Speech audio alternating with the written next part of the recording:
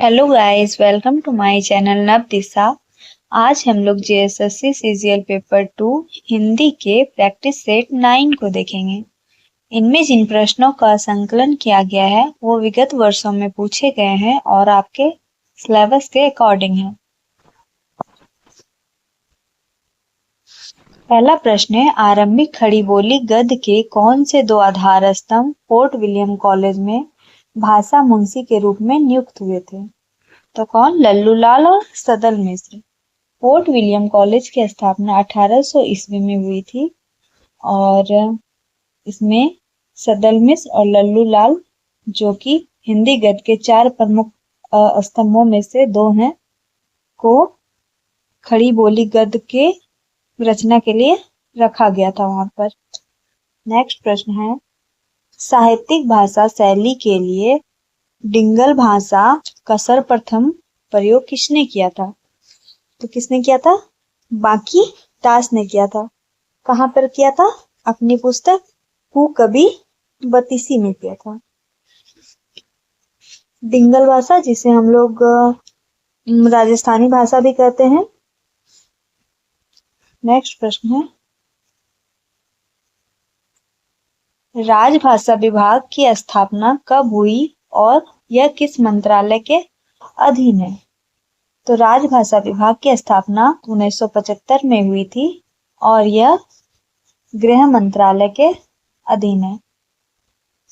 गृह मंत्रालय के अधीन और 2 विभाग हैं, राजभाषा विधायी आयोग और केंद्र अनुवाद ब्यूरो। नेक्स्ट प्रश्न है, जो भाव केवल अल्पकाल तक संचरण करके चले जाते हैं उन्हें कौन सा भाव कहा जाता है? उन्हें संचारी भाव कहा जाता है। नेक्स्ट प्रश्न है, आचार्य मम्मट ने किन 3 काव्य हेतुओं को माना है? तो आचार्य मम्मट ने शक्ति, निपुणता और अभ्यास को माना है। नेक्स्ट प्रश्न है, जिस छंद में 4 चरण और प्रत्येक चरण में 16 मात्राएं होती है उस छंद को क्या कहते हैं हम लोग? चौपाई कहते हैं। चौपाई छंद कहते हैं। नेक्स्ट प्रश्न है, सर्वप्रथम किसने अंग्रेजी साहित्य में पहली बार व्यवस्थित और व्यापक रूप से सौंदर्य शास्त्र को प्रतिस्थापित किया है? तो आइए रिचर्ड ने। काव्य मनोवेगों का पोषण और सिंचन करता है। काव्य के प्रति यह धारणा किसकी है? तो यह धारणा किसकी है? प्लेटो की है। नेक्स्ट प्रश्न है, प्लेटो का मूल नाम जो था क्या था? वो अस्तियोक्लिस था और इसको जो गुरु प्रदत्त नाम था वो प्लाटोन था और अरबी फारसी नाम इनका अल्फातून था, जबकि अंग्रेजी नाम इनका प्लेटो था। नेक्स्ट प्रश्न है, टिप्पणकर्ता को टिप्पण की समाप्ति पर आवश्यक रूप से क्या करना अनिवार्य है? हस्ताक्षर और दिनांक लिखना अनिवार्य है। नेक्स्ट प्रश्न है, किस कवि को चिदंबरा के लिए ज्ञानपीठ पुरस्कार 1968 में तथा काला और बूढ़ा चांद के लिए साहित्य अकादमी पुरस्कार 1960 में तथा सोवियत लैंड पुरस्कार लोकायतन रचना के लिए दिया गया था? किसे? सुमित्रा नंदन पंत जी को। नेक्स्ट प्रश्न है, भारत भारती पुरस्कार की पहली प्राप्तकर्ता कवियत्री कौन थी? महादेवी वर्मा, और उन्हें 1982 ईस्वी में यह पुरस्कार प्रदान किया गया था। नेक्स्ट प्रश्न है, छायावाद के छाया शब्द को मोती के भीतर छाया जैसी तरलता किसने कहा है? तो जयशंकर प्रसाद जी ने।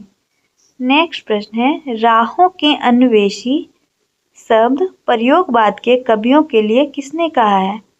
तो सचिदानंद हीरानंद वात्सल्य अज्ञेय जी ने, और इनका जन्म 1911 में हुआ था और मृत्यु 1987 में। नेक्स्ट प्रश्न है, नागार्जुन मैथिली भाषा में किस नाम से लिखते थे? तो यात्री नाम से लिखते थे।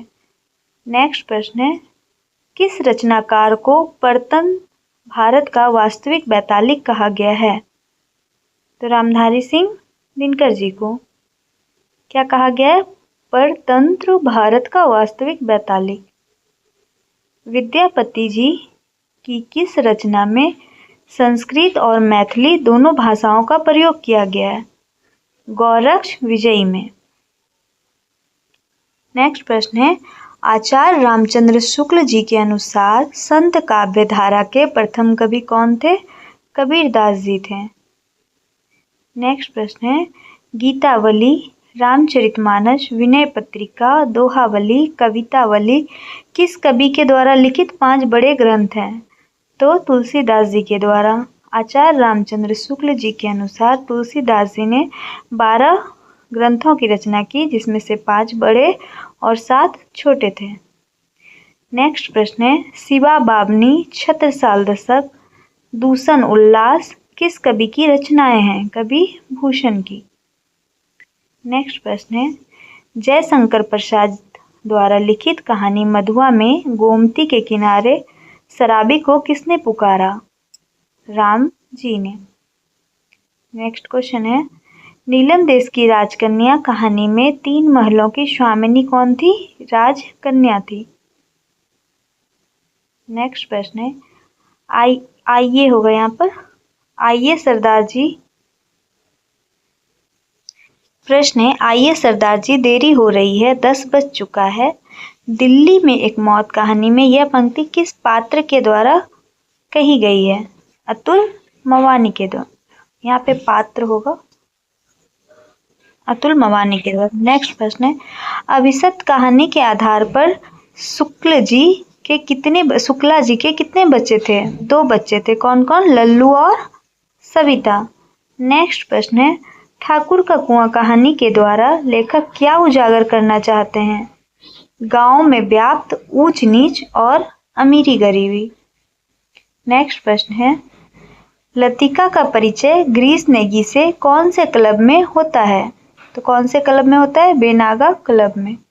नेक्स्ट प्रश्न है, मिस पाल कहानी में किस पुस्तक का उल्लेख किया गया है जो मिस पाल के घर पर होता है?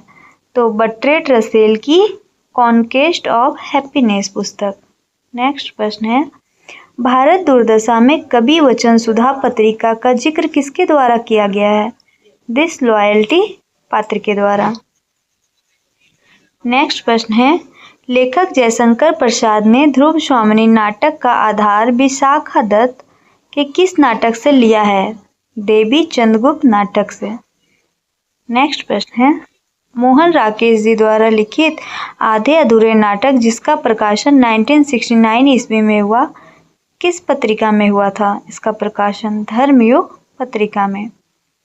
नेक्स्ट प्रश्न है, क्या तुम इतना भी नहीं जानते कि नारी, यहाँ पे नारी होगा, नारी परीक्षा नहीं चाहती है, प्रेम चाहती है। गोदान उपन्यास में यह संवाद किसका है? मिस मालती का है। नेक्स्ट प्रश्न है, कोई रिसर्च कभी असफल नहीं होता डॉक्टर, तुमने कम से कम मिट्टी को तो पहचाना है। मिट्टी और मनुष्य से मोहब्बत छोटी बात नहीं, यह कथन किसका है? उपन्यास मैलांचल में ममता जी का। नेक्स्ट क्वेश्चन है, राग दरबारी उपन्यास का पात्र रंगनाथ स्वास्थ्य लाभ हेतु शहर से कितने माह के लिए अपने मामा वैद्य जी के गांव शिवपालगंज आता है? 5 से 6 माह के लिए। नेक्स्ट प्रश्न है, डॉक्टर नागेंद्र का इतिहास कितने अध्यायों में संकलित हुआ है? तो कितने अध्यायों में? 17 अध्यायों में। नेक्स्ट प्रश्न है, काव्य अनुसंधान को काव्य सत्य की शोध किस विद्वान आलोचक ने घोषित किया है? डॉक्टर नागेंद्र जी ने। नेक्स्ट प्रश्न है, संत मत के समस्त कवियों में कवि होगा यहाँ पर, कवि कबीर सबसे अधिक प्रभावशाली एवं मौलिक थे, यह कथन किसका है? डॉक्टर नागेंद्र का है। मिसप्रिंट हो गया यहाँ पे, सुधार लेंगे आप लोग। नेक्स्ट प्रश्न है, किस विद्वान ने हिंदी साहित्य के प्रारंभिक काल को वीर गाथा काल नाम दिया?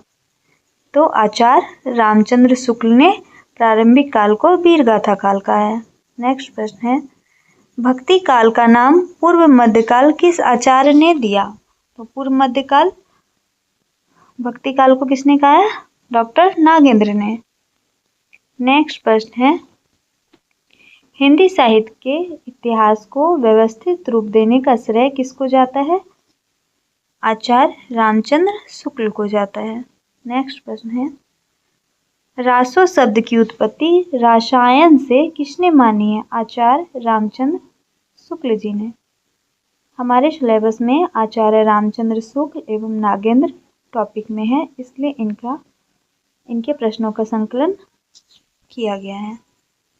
नेक्स्ट प्रश्न है, य र ल व किस स्वर के व्यंजन है? तो इसे हम लोग अंतस्थ व्यंजन कहते हैं। नेक्स्ट प्रश्न है, जिस शब्द के अंत में अ आता है उसे क्या कहते हैं? आकारांत शब्द कहते हैं। नेक्स्ट प्रश्न है, स्वर संधि के कितने भेद होते हैं? तो स्वर संधि के 5 भेद होते हैं। कौन कौन? दीर्घ संधि, गुण संधि, वृद्धि संधि, यन संधि और अयादि संधि। नेक्स्ट प्रश्न है, वह शब्दांश जो शब्द के पहले जुड़कर अर्थ में परिवर्तन ला दे उसे क्या कहते हैं? हम लोग उपसर्ग कहते हैं। नेक्स्ट प्रश्न है, इस ग्रंथ में श्रृंगार की ही प्रधानता है, वीर रस किंचित अभ्यास मात्र है। शुक्ल ने किस ग्रंथ के विषय में ये कहा है? तो विशलदेव रासो के विषय में ये कहा है। नेक्स्ट प्रश्न है, भाषा की परीक्षा करके देखते हैं, वह तो साहित्यिक नहीं राजस्थानी है। शुक्ल जी का यह कथन किस रचना के विषय में है? विशलदेव रासो के विषय में है। नेक्स्ट प्रश्न है, पहली बात इसकी भाषा सूफी रचनाओं से बहुत अधिक संस्कृत गर्मित है। दूसरी बात यह है कि हिंदी के प्रति मुसलमान का भाव यह शुक्ल जी का किस रचना के लिए कहा गया है? अनुराग बांसुरी के लिए। नेक्स्ट प्रश्न है, छायावादी कवियों में आचार्य शुक्ल का रुझान किसके प्रति अधिक था? छायावाद के 4 कवियों में सबसे ज्यादा रुझान उनका सुमित्रानंदन पंत जी के प्रति था। नेक्स्ट प्रश्न है, जैसा करोगे वैसा भरोगे में कौन सा सर्वनाम है? संबंधवाचक सर्वनाम है। नेक्स्ट प्रश्न है, अछूत में कौन सा समास है? तो नज्य समास है इसमें। नेक्स्ट प्रश्न है, थाली का बैगन से क्या अभिप्राय है? थाली का बैगन मतलब सिद्धांतहीन व्यक्ति। सिद्धांतहीन होगा यहाँ पे, सिद्धांतहीन व्यक्ति। Thank you guys. इसका PDF हमारे टेलीग्राम चैनल में अपलोड कर दिया जाएगा।